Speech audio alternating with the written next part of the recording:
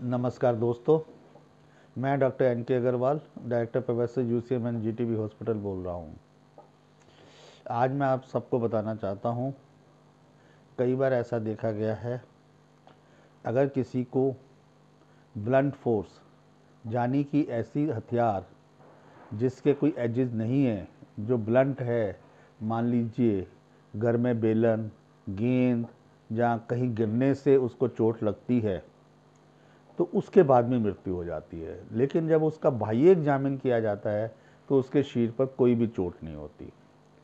इस तरह के मरीजों को कई बार जब इमीडिएटली कोई प्रॉब्लम नहीं होती तो यूजुअली घर वाले सीरियसली नहीं लेते, लेकिन उसके कुछ समय बाद उस मरीज़ को चक्कर आने शुरू हो जाते हैं और कई तरह की प्रॉब्लम्स, दर्द वगैरह चालू हो जाती है और शरीर के किसी भाग में स्वेलिंग भी आनी शुरू हो जाती हैं।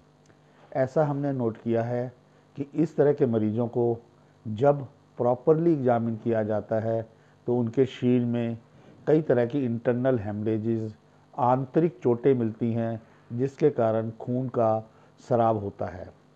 इस खून के स्राव के कारण उनको वो परेशानियां आती हैं और कई केसेस में जबकि हैविली ब्लंट फोर्स से उसको कई बार मारा गया हो तो उसकी डेथ भी हो सकती है।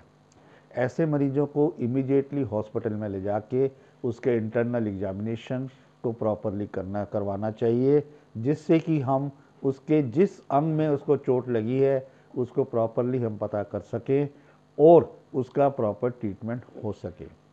इस तरह से बाह्य चोटों के साथ साथ आंतरिक चोटों का निरीक्षण और परीक्षण करवाना बहुत आवश्यक होता है, जिससे कि हमें पता लगता है कि आदमी को या मरीज़ को क्या क्या परेशानियां हैं। खाली बाह्य चोटों के बेसिस पे हमें उसको क्लीन चिट नहीं देनी चाहिए जब तक कि उसको कम से कम 48 से 72 घंटे ना देखा गया हो।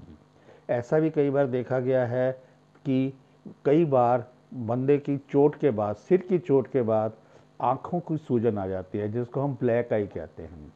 इसमें क्या होता है, यूजुअली किस तरह का स्राव, खून का स्राव जो है सिर में चोट लगने के बाद आगे से नीचे की तरफ बह जाता है और आंखें देखने में काली होती है जबकि चोट ऊपर होती है। तो हमें अपने एग्जामिनेशन में इन सब चीज़ों का ध्यान रखना चाहिए और हमें डॉक्टर्स के पास, पब्लिक के लिए मैं आपको कहना चाहूँगा कि आप सबको डॉक्टर के पास ले जाना बहुत ज़रूरी है। धन्यवाद।